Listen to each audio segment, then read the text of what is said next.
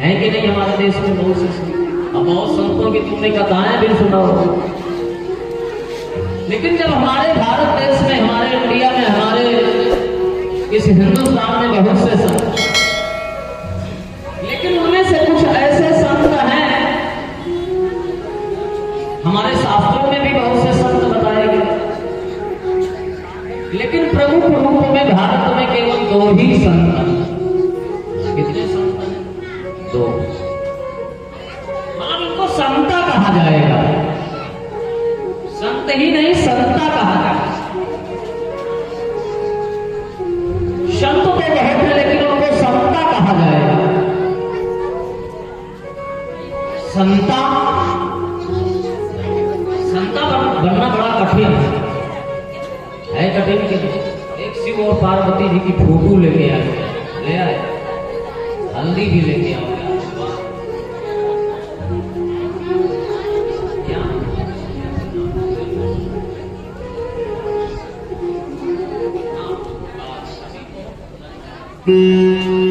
बोलियो शंकर भगवान, एक बार हाथ उठाइए, हर हर महादेव। वैसे संत तो बहुत है, मनीष जी बैठिए,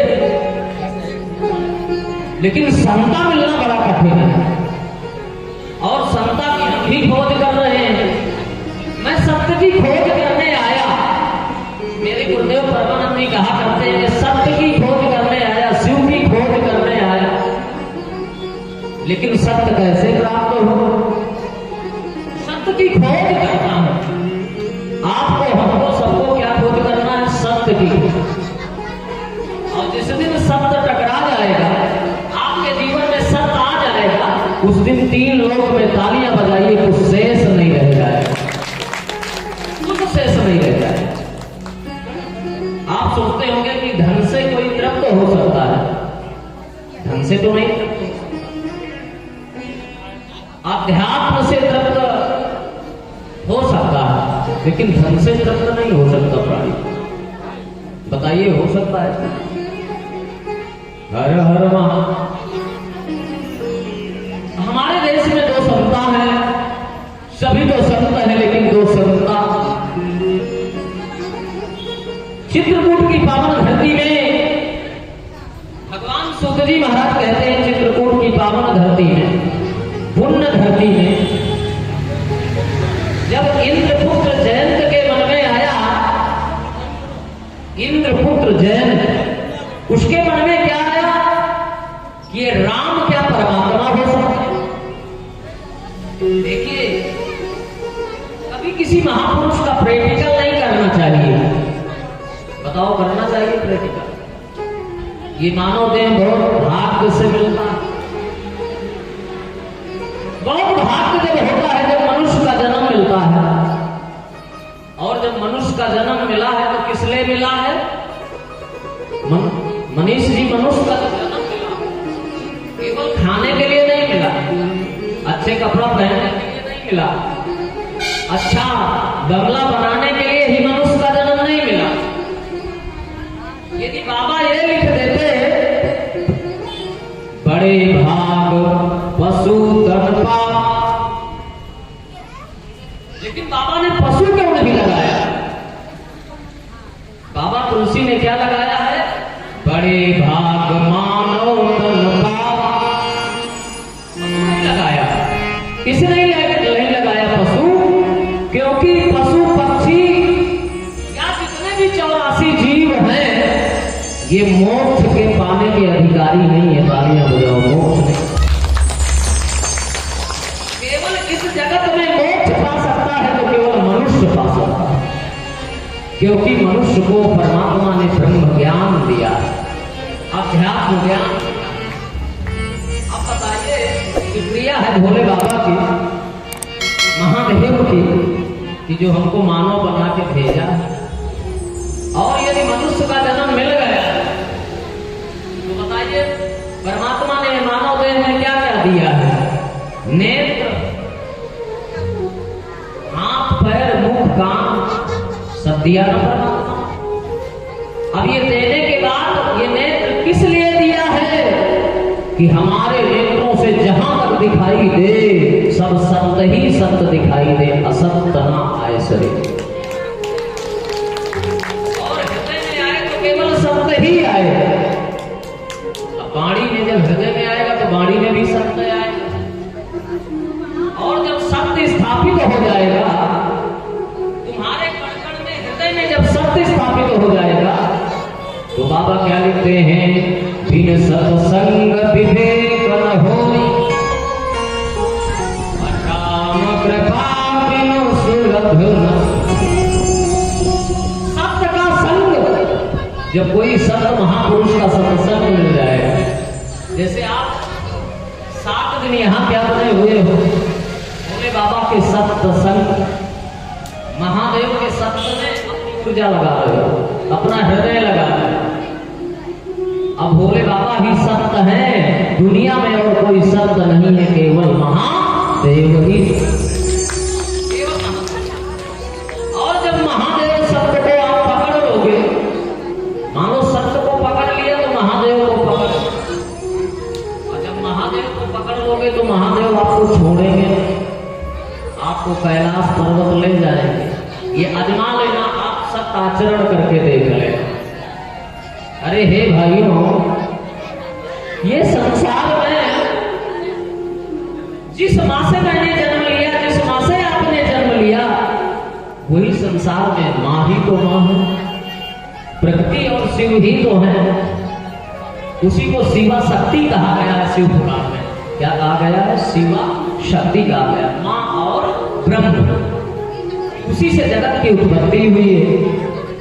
तो ये बताइए, भगवान सूत जी महाराज कहते हैं, भाइयों, ये संसार के अंदर सभी तो संत हैं, लेकिन संता मिलना बड़ा कठिन। और संता मिल जाएगा तो आपको परमात्मा बहुत जल्दी प्राप्त हो जाए, लेकिन संता मिलना बड़ा कठिन। हमारे जैसे संत तो मिल सकते हैं, लाल कपड़े वाले भी मिल जाएंगे। लाल कपड़ा तो बाजार में भी बिकता है, आप भी पहन लो, कोई मना कर देगा पहनने के लिए। ये कपड़े बिकते कि नहीं बाजार में, आप भी पहन लो। लेकिन इसका पहनने की परिभाषा नहीं जानते हैं। बताओ, इसकी परिभाषा है ना, इसको पहनने के लिए ये पार्वती और सीता का, पार्वती और सीता, माता सीता भक्ति कही गई, भक्ति का प्रतीक है। और पार्वती का प्रसव पार्वती शिव में रखी हुई है, उनका स्वरूप है। किसका स्वरूप है? माता पार्वती का। तालियां बजाओ। इसको हर आदमी को पहनना भी, प्रबल भक्ति में हो उसी को पहनना। लेकिन आजकल तो बहुत से लोग पहनते हैं, परंतु देखा जाए जैसे भगवान की भक्ति में हनुमान जी महाराज बैराग है। बैराग को किसकी भक्ति करते हैं हनुमान जी महाराज? राम।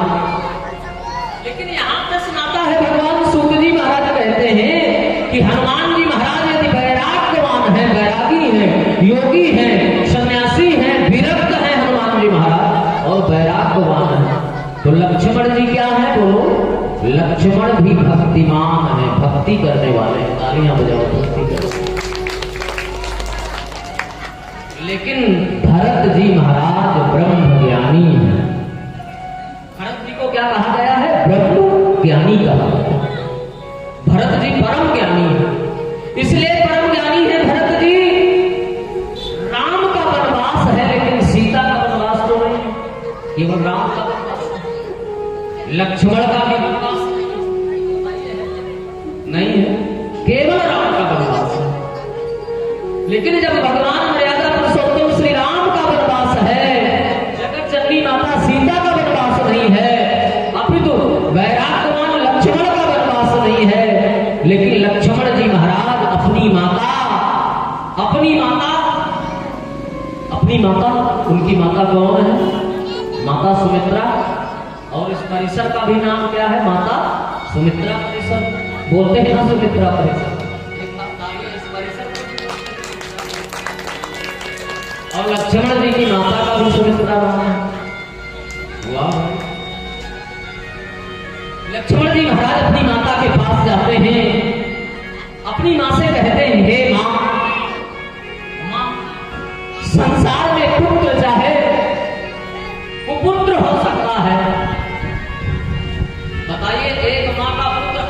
भी हो सकता है और उसी का पुत्र कुपुत्र भी हो सकता है, चरित्रवान भी हो सकता है और बिना चरित्रवान भी हो सकता है। लेकिन माता अपने पुत्र को कभी त्याग नहीं सकती। बताइए कोई त्याग सकती है अपनी माता? कितना नालायक भी पुत्र हो जाए लेकिन मां नहीं त्याग सकती। बताइए आप क्या? बोलियो शंकर भगवान। लक्ष्मण की माता सुमित्रा मैया ने समझाया, बोले हे पुत्र लक्ष्मण, बोले मां, बोले हे मां, जो संसार विश्व ब्रह्मांड को चलाने वाले हैं ऐसे मेरे अनुज बड़े मर्यादा पुरुषोत्तम श्री राम बड़े भैया का वनवास है, और यदि बड़े भैया का वनवास है तो क्या लक्ष्मण रह सकता? क्या राम के बिना कोई जी सकता? जो सब में रमा हुआ है राम, क्या राम के बिना आप जी सकते हो? बताओ, आप जी सकते हो? लक्ष्मण तो छोड़िए, आप और हम भी नहीं जी सकते राम के बिना। बताओ, जी सकते हैं? जब विश्वामित्र जी ने राम लक्ष्मण को मांगा था, किससे मांगा था? दशरथ जी से। तो दशरथ जी ने क्या कहा था कि यदि मैं राम को दे दूंगा तो क्या मैं जीवित रह सकता हूं? अरे जो सब में रमा हुआ है राम, आप में और हम में जो श्वास श्वास में राम रमा हुआ है, जब उस राम को हम दे देंगे तो संसार में शरीर हमारा शून्य हो जाएगा। तालियां बजाइए, शून्य नहीं रह सकते। इसलिए दशरथ जी ने क्या कहा था? चौथे पन पायो सुख चारी, चौथा पद है, और जो सब में रमा हुआ राम है, क्या राम को मैं दे सकता हूं? बोलियो शंकर भगवान की। देखिए, बिना राम के कोई जब जी नहीं सकता। लक्ष्मण जी महाराज कहने लगे, बोले हे माता, मेरा तो जन्म सेवा के लिए हुआ और जगत का आधार बनकर के मैं आया, और जितना क्षण सेवा में लग जाए समय, जितना समय शिव जी की कथा में लग जाए, और जितना हमारा हृदय पूरा जीवन भगवान में लग जाए, वही सार्थक है। बाकी जहां तक देखो ये सब माया है। तालियां बजाओ, माया। जहां तक दुनिया दिखाई देगी ये सब माया के अंदर है। अब माया से जो बच जाए वो संता होता है। क्या होता है? संत नहीं, संता होता है। लेकिन माया से क्या कोई बच पाता है? बोलो, नहीं बच पाता। भगवान सूत जी महाराज, शौनकाद ऋषि लक्ष्मण जी महाराज अपनी माता से विदा मांगते हैं कि भैया राम का वनवास है तो लक्ष्मण रह नहीं सकता।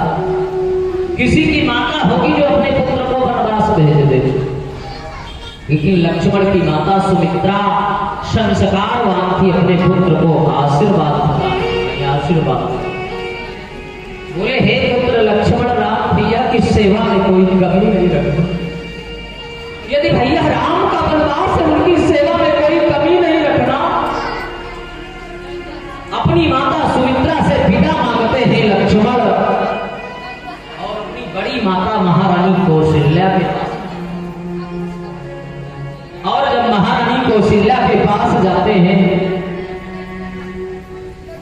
उधर से लक्ष्मण कौशल्या के पास आ रहे हैं, और अपने आंगन में लक्ष्मण को कौशल्या माता ने हर स्वभाव से उठ करके गले लगाया, और माता कौशल्या रुदन किया उनके नेत्रों से अश्रुपात। उन्हें पुत्र लक्ष्मण बोले, मां, भैया राम का वनवास है। बोले, मां, तुम मेरी बड़ी मां हो, मेरी बड़ी मां हो, मुझे आशीर्वाद दो। क्या आशीर्वाद मांगते हैं लक्ष्मण? बोले, हे मां, मैं आज से तुम्हारे तुम्हारे आंगन में ये प्रतिज्ञा करता हूं, आज से मैं ये प्रतिज्ञा करता हूं कि 14 साल के लिए मैं नींद नारी भोजन का त्याग करता हूं। तालियां बजाओ, नींद नारी। लक्ष्मण जी ने अपनी महारानी, अपनी बड़ी माता कौशल्या के यहाँ नींद नारी भोजन का परित्याग किया है। भगवान शंकर क्या कहते हैं? भगवान शंकर कहते हैं, हे माता पार्वती, धन्य है वो लक्ष्मण वीर वैराग्यवान जो इतना बड़ा त्याग किया। भगवान शंकर भी कहने लगे कि धन्य है लक्ष्मण जो तुमने इतना बड़ा त्याग किया। आज लोग कह देते हैं कि संत बनने में या सन्यासी बनने में कोई कष्ट नहीं है, आप भी बन सकते हो, लेकिन नहीं बने तो बन करके देखो। अरे सन्यास लेने में भी बहुत बड़ा जितेंद्रिय बनना पड़ेगा और बहुत बड़ा संसार के अंदर परित्याग करना पड़ेगा, बहुत बड़ा त्याग, आसान विषय नहीं। जब आप माता पिता परिवार कुटुंब रिश्तेदार संबंधी सबका परित्याग जब करोगे, अपने गांव जिला प्रदेश पूरे देश को परिवार मानो, बहुत बड़ा त्याग। ठीक है तो लक्ष्मी नहीं त्याग कर पाया क्योंकि बिना प्रकृति के जी नहीं सकता है, लक्ष्मी के बिना जी नहीं सकता। भाई आपको इंदौर जाना है तो किराया की आवश्यकता बड़ी, तो लक्ष्मी के बिना नहीं जी सकता। बाकी वो त्याग कितना बड़ा किया, लक्ष्मण जी ने कितना बड़ा त्याग किया है, वैराग्यवान है लक्ष्मण। बोलिए लक्ष्मण जी महाराज। नींद नारी भोजन का परित्याग तो लक्ष्मण ने कर दिया। माता सीता ने भी, माँ सीता ने भी अपने सासों से और उनके जैसे ससुर मिलना, इंद्रियों को जीतने वाले दशरथ, क्या सबको मिल सकता है? लेकिन धन्य है प्रकृति माता सीता, माता सीता ने भी आशीर्वाद लिया, लक्ष्मण वैराग्यवान बन जाते। लेकिन लक्ष्मण वैराग्यवान बनके अपने बड़े भैया जब मर्यादा पुरुषोत्तम श्री राम के पास पहुंचते हैं कि हे प्रभु, आपका वनवास है तो आपके बिना एक क्षण ये लक्ष्मण नहीं है। आपके बिना सतीश जी लक्ष्मण एक क्षण नहीं है। बताइए, लक्ष्मण एक क्षण नहीं है, एक क्षण। बताइए, बोलियो शंकर भगवान जय। लक्ष्मण जब एक क्षण नहीं रह सकते राम के बिना, राम कहने लगे हे लक्ष्मण, जब आप हम मिथिला गए हुए थे, मिथिला मतलब जनक, तो आपने क्या कहा? कंदुक यूं ब्रह्मांड उठाओ। यदि भैया राम की आज्ञा मिल जाए तो ये धनुष की क्या बात है, मैं पूरे विश्व ब्रह्मांड को उठा लूंगा। तुमने मिथिला में कहा था और आज तुम मेरे बिना एक क्षण नहीं रह सकते लक्ष्मण। तो देखिए भाई, लक्ष्मण क्या है? वैराग्यवान। लक्ष्मण राम के बिना नहीं रह सकते, लक्ष्मण राम के बिना नहीं रह सकते, इसलिए लक्ष्मण वैराग्यवान।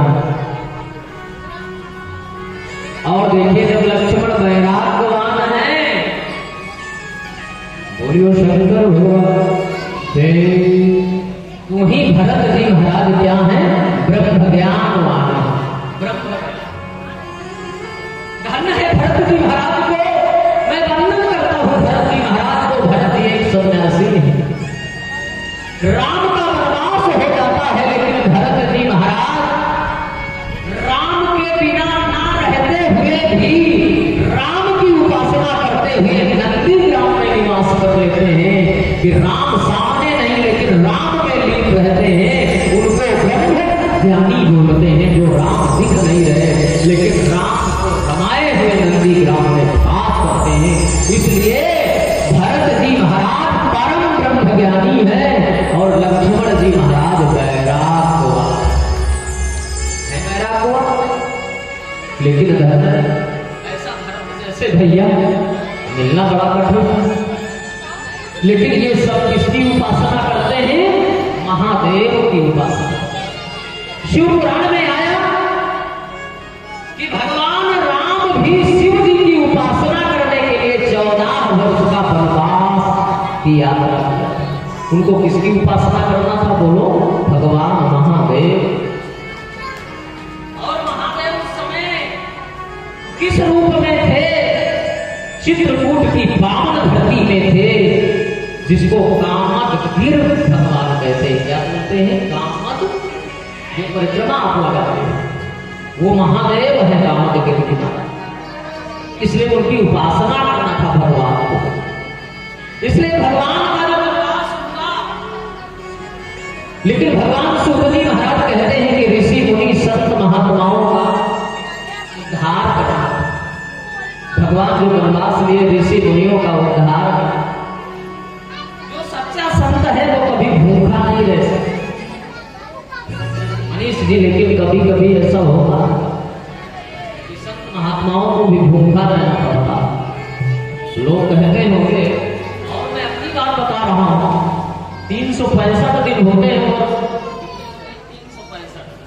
और 365 दिन में मेरा मानना है कि 200 दिन भोजन करते होंगे, 150 दिन हो सकता है यात्रा में हमारा चला जाता हो सकता है नहीं करते हो। इस बात को आपको मानना पड़ेगा।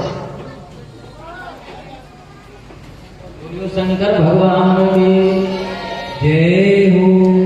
भगवान श्री राम का जब वनवास था चित्रकूट में, भगवान को महादेव की आराधना, लेकिन आराधना हमारे देश में जो दो सत्ता बताए गए, आइए बड़ा भाव दिया। चित्रकूट की पुण्य धरती में इंद्रपुत्र जयंत के मन में आया था कि ये राम क्या परमात्मा हो सकते हैं? राम क्या भगवान हो सकते हैं?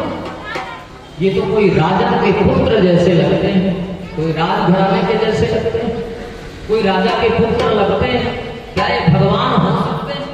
लेकिन भगवान का स्वरूप देख करके इंद्रपुत्र जयंत भी मूर्ति तो होता है, लेकिन भेद प्रकट करता है। और जब भेद प्रकट करता है, इंद्रपुत्र जयंत ने सीता जी के चरणों में, माता जानकी के चरणों में अपना क्या मारा? जयंत ने अपने मुख को मारा। और जब इंद्रपुत्र जयंत ने अपने मुख को मारा, माता जानकी के चरण कमलों से रक्त बहने लगा, खून बहने लगा। अब ये बताइए, जो भगवान को प्रैक्टिकल कर रहा होगा, भगवान को क्या भगवान उसके ऊपर दया